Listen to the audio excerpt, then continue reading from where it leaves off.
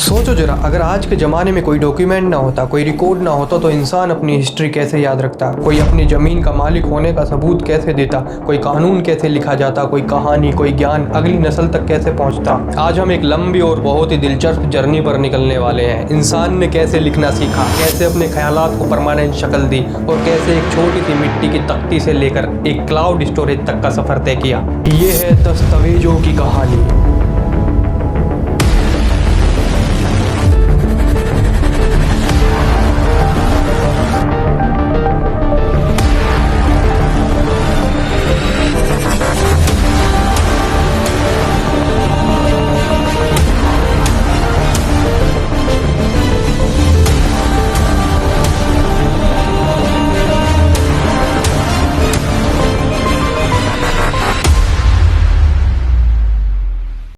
चलिए शुरू करते हैं। तकरीबन 5000 साल पहले, लिखावट से पहले की दुनिया।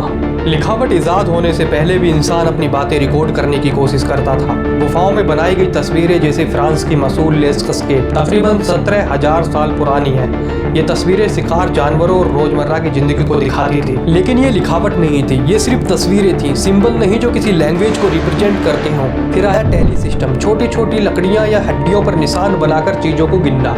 अफ्रीका में मिली सांगो बोन, जो तकरीबन 20,000 साल पुरानी है, इसी का एक उदाहरण है। लोग अपने जानवरों की गिनती या दिन इस तरह रिकॉर्ड करते थे। ये सब सिर्फ शुरुआत थी। असली इनकलाब तब आया जब इंसान ने सिंबल्स को एक सिस्टमेटिक जुबान में बदलना शुरू किया। अब हम पहुंचते हैं तकरीबन 3400 BC मेसोपोटामिया, आज का इराक में, जहां दुनिया की पहली सिस्टमेटिक लिखावट पैदा हुई, क्यूनिफॉर्म। सुमेरियन लोगों ने गीली मिट्टी की तख्तियों पर एक नुकीली रीड स्टाइलिस से वेज शेप 50 जैसा निशान बनाना शुरू किया।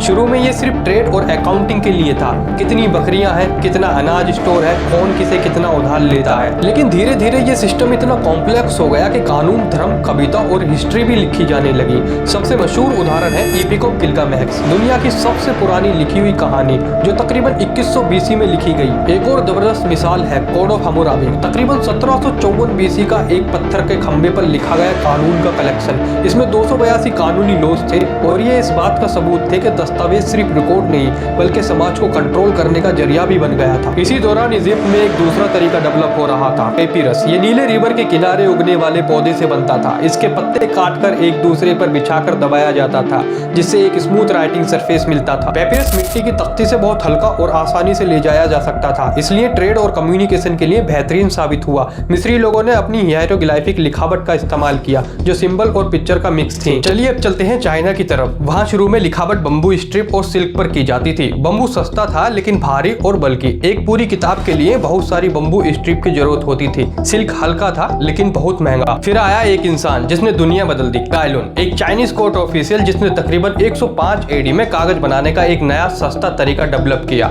उसने ट्री बार्क, हैम, क्लॉथ और फिशिंग नेट को मिलाकर पल्प बनाया। उसने फिर उसे सुखाया और इस तरह पैदा हुआ कागज, जैसे कि आज हम जानते हैं। ये इजाद इतनी क्रांतिकारी थी कि इसने लिखावट को सबके लिए अफोर्डेबल बना दिया। कागज बनाने की ये कला सिल्क रूट के जरिए सेंट्रल एशिया, फिर मिडल ईस्ट और आखिरकार 12वीं सदी तक यूरोप पहुंच गई। इंटरेस्टिंग बात यह है कि जब कागज मिडल ईस्ट पहुंचा तो इस्लामिक गोल्डन एज 8वीं से 13वीं सदी में इसका जबरदस्त इस्तेमाल हुआ। बगदाद जैसे शहर स्कॉलरशिप के मरकज बन गए। वहाँ लाइब्रेरीज बन गई, जैसे हाउस ऑफ विजडम, जहाँ हजारों मैन्युस्क्रिप्ट कलेक्ट किए गए साइंस, मेडिसिन, फिलोसफी और मैथमेटिक्स पर। अब आता है वो मूवमेंट जो हिस्ट्री का रुख बदल देता है, प्रिंटिंग प्रेस। इससे पहले हर किताब, हर डॉक्यूमेंट हाथ से लिखना पड़ता था। एक किताब लिखने में महीने या साल लग सकते थे। सिर्फ अमीर लोग या रिलीजियस इंस्टीट्यूशन ही किताबें अफोर्ड कर सकते थे। फिर 1440 के आसपास जर्मनी में जोहान्स गुटेनबर्ग ने मूवेबल टाइप प्रिंटिंग प्रेस इजाद की। उसने अलग अलग मेटल्स के लेटर बनाए जिन्हें रीअरेंज करके कोई भी पेज प्रिंट किया जा सकता था। उसकी सबसे मशहूर कामयाबी थी गुटेनबर्ग बाइबल, जो 1455 में प्रिंट हुई। इससे पहले इतनी तेजी से इतनी सारी किताबें प्रिंट करना नामुमकिन था। इसका असर क्या हुआ? किताबें सस्ती हो गई, ज्यादा लोग पढ़ना सीखने लगे। इल्म जो सिर्फ चुनिंदा लोगों तक महदूद था, अब आम लोगों तक पहुंचने लगा। इसी ने रेनेसांस, रिफॉर्मेशन और बाद में साइंटिफिक रिवॉल्यूशन को ताकत दी। वैसे ये बात भी जिक्र करना जरूरी है कि चाइना में वुड ब्लॉक प्रिंटिंग गुटेनबर्ग से सैकड़ों साल पहले ही मौजूद थी, 7वीं सदी के आसपास। और 11वीं सदी में विशंग नाम के एक चाइनीज इंजीनियर ने मूवेबल टाइप भी बनाया था मिट्टी के ब्लॉक से।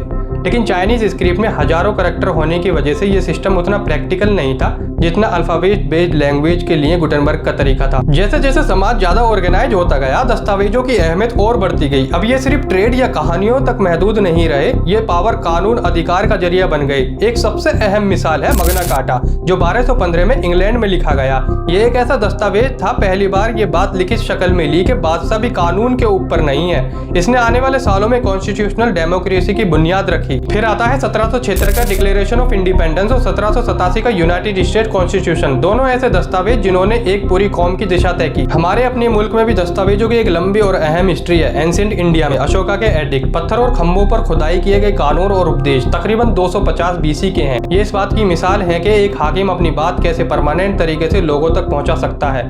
बाद में मुगल दौर में फरमान और जमीन के रिकॉर्ड रखने का एक सिस्टमेटिक तरीका डेवलप हुआ, जो बाद में ब्रिटिश कॉलोनियल रिकॉर्ड कीपिंग का भी हिस्सा बना। और फिर आता है 1950 का कॉन्स्टिट्यूशन ऑफ इंडिया, दुनिया का सबसे लंबा लिखित कॉन्स्टिट्यूशन जिसने आजाद भारत की बुनियाद रखी। ये सब दस्तावेज इस बात का सबूत है कि एक कागज का टुकड़ा कैसे पूरी तहजीब, पूरी कौम की तकदीर बदल सकता है। दस्तावेजों का एक और बहुत अहम रोल रहा है व्यापार में। जैसे जैसे व्यापार बढ़ा, इंसान को कॉन्ट्रैक्ट, रिसिप्ट और लेडजर की जरूरत पड़ी। मेडिवल यूरोप में इटालियन व्यापार ने double entry book keeping develop की, एक ऐसा सिस्टम जिसमें हर बार ट्रांजैक्शन 2 बार रिकॉर्ड होती थी ताकि गलती पकड़ी जा सके।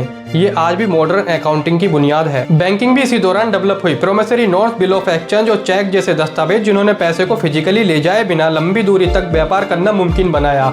ये सब इस बात को दिखाता है कि दस्तावेज सिर्फ हिस्ट्री या कानून रिकॉर्ड करने के लिए नहीं, बल्कि इंसान के रोजाना के कामकाज, व्यापार, पैसा और भरोसा बनाने के लिए भी जरूरी थे। 19वीं सदी में आया टाइपराइटर, जिसने दस्तावेज बनाने का तरीका और तेज और कंसिस्टेंट बना दिया। अब हर कोई अपनी खुद की लिखावट के बिना साफ सुथरे स्टैंडर्ड तरीके से डॉक्यूमेंट टाइप कर सकता था। 20वीं सदी में आया और भी बड़े इन्वेंशन, फोटोकॉपियर। 1938 में चेस्टर कार्सन द्वारा इजाद किया गया, जिसने दस्तावेजों की कॉपीज बनाना बहुत आसान बना दिया। इससे पहले कॉपी बनाने के लिए या तो हाथ से दोबारा लिखना पड़ता था या कार्बन पेपर का इस्तेमाल करना पड़ता था। फिर आया फैक्स मशीन, जिसने डॉक्यूमेंट को दुनिया के एक कोने से दूसरे कोने तक सेकंड में भेजना मुमकिन बना दिया, इंटरनेट आने से बहुत पहले। अब आते हैं हम अपने जमाने के सबसे बड़े इनकलाब पर, डिजिटल डॉक्यूमेंट। 1970 और 80 में पर्सनल कंप्यूटर आने के साथ वर्ड प्रोसेसर जैसे माइक्रोसॉफ्ट वर्ड पैदा हुए। अब लोग अपने डॉक्यूमेंट टाइप कर सकते थे, एडिट कर सकते थे बिना कागज को दोबारा लिखे। फिर 1980 में आया पीडीएफ फॉर्मेट, एडोब दोबारा 1993 में बनाया गया, जिसने ये मुमकिन बनाया कि एक डॉक्यूमेंट चाहे किसी भी कंप्यूटर पर खोला जाए बिल्कुल वैसा ही दिखे। और फिर आया इंटरनेट, जिसने पूरे ईमेल के जरिए डॉक्यूमेंट भेजना इंस्टेंट बना दिया। अब किसी डॉक्यूमेंट को दूसरे मुल्क तक पहुंचाने में हफ्तों या महीनों नहीं, सिर्फ सेकंड लगते थे। आज के दौर में हम cloud storage, Google drive, Dropbox, iCloud का इस्तेमाल करते हैं, जहाँ डॉक्यूमेंट किसी फिजिकल जगह नहीं बल्कि दुनिया भर में फैले हुए सर्वर पर स्टोर होते हैं। हम एक डॉक्यूमेंट को रियल टाइम में एक साथ कई लोगों के साथ मिलकर एडिट कर सकते हैं। जो चीज 50 साल पहले साइंस फिक्शन लगती थी और अब एआई का दौर शुरू हो चुका है, जहां डॉक्यूमेंट खुद लिखे जा सकते हैं, समराइज किए जा सकते हैं और सेकंड में ट्रांसलेट किए जा सकते हैं। तो देखा आपने, मिट्टी की तख्ती से लेकर क्लाउड तक दस्तावेजों का ये सफर सिर्फ टेक्नोलॉजी की कहानी नहीं है, ये इंसान की तरक्की की कहानी है। हर डॉक्यूमेंट, चाहे वो मेसोपोटामिया की 5000 साल पुरानी यूनिफॉर्म टैबलेट हो या मगना कार्टा या आज का एक डिजिटल पीडीएफ, एक ही चीज साबित करता है, इंसान हमेशा अपनी बातें, अपना ज्ञान, अपना कानून और अपनी तारीख महफूज रखना चाहता है और उस अगली नस्ल तक पहुंचाना चाहता है। अगला डॉक्यूमेंट जो आप लिखेंगे, चाहे वो एक छोटा सा नोट हो या कोई बड़ा रिपोर्ट, याद रखिए आप एक 5000 साल पुरानी परंपरा का हिस्सा बन रहे हैं। अगर आपको ये वीडियो पसंद आया तो लाइक, शेयर और सब्सक्राइब जरूर करें। मिलते हैं अगली वीडियो में।